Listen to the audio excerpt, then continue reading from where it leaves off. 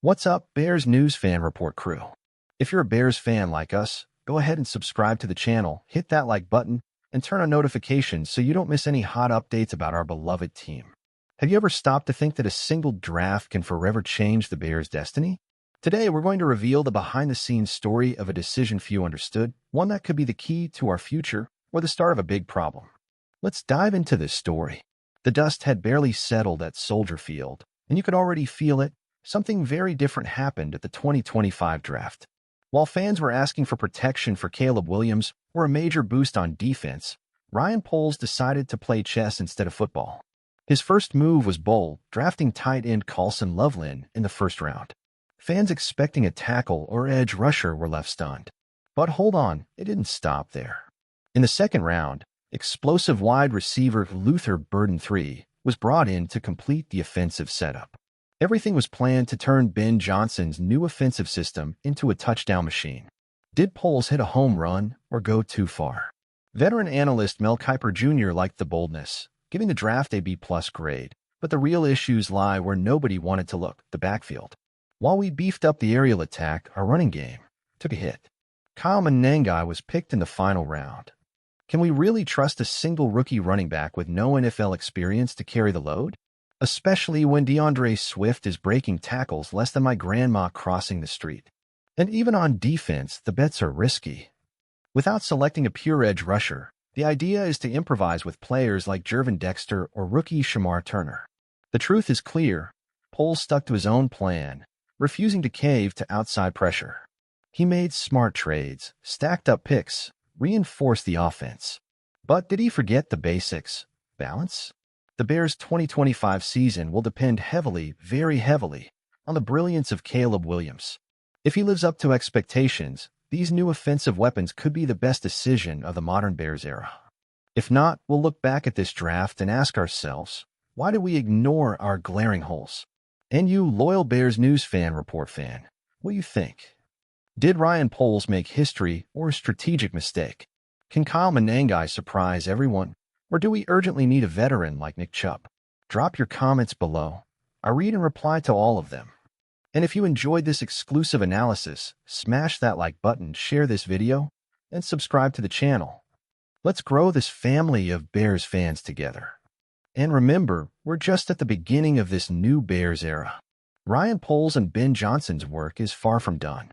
The 2025 season will be a true trial by fire for all the planning we witnessed during the draft. Now the big question is, how will these new talents fit into the offensive system? Carlson Loveland and Luther Burden III could be the key players who elevate Caleb Williams to the NFL star level we all hope to see. But we can't ignore what's happening on defense either. Although we reinforced the defensive line and added some interesting pieces, the lack of an elite edge rusher still raises doubts. Will Gervon Dexter successfully transition and fill that gap? Or will Shamar Turner surprise everyone by moving back to the edge, like he did early in his college career? There are many questions that only time and a lot of patience will answer. Meanwhile, the backfield issue still looms over the season. Manengai boasts impressive ball security stats, but can he handle the pressure of being the Bears' ground game workhorse? Or will Ryan Poles move quickly to bring in a veteran before training camp? A strategic move wouldn't be surprising, especially if players like Nick Chubb or J.K. Dobbins agree to more affordable contracts. One thing is clear, this 2025 draft showed one thing above all else. Ryan Poles has guts. Guts to stick to his own plan, guts to ignore external pressure, and guts to bet heavily on his franchise quarterback's potential. And in today's NFL, where success revolves around the quarterback, this might be exactly the attitude Chicago needed to finally break the cycle of mediocrity. The challenge now is to turn those picks into wins. Ben Johnson will have to prove he can build a dynamic, creative, and efficient offense, even with questions at running back. The defense will have to reinvent itself without a superstar pass rusher.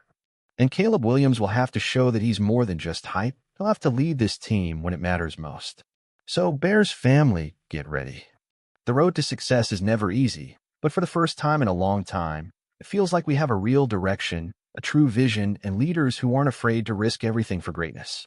Being completely honest as a Bears fan, I'm insanely excited. It's been a long time since we've seen such serious and precise work within the franchise. Ryan Poles showed he's not here to make friends. He's here to build a real winning team. And for those of us who have suffered through years of bad decisions, this feels like a dream. As for the draft, I loved what they did. Carlson Loveland has all the tools to be that dynamic receiver we desperately needed to support Caleb Williams. And bringing in Luther Burden III, it was bold, it was aggressive, it was a champion's mentality.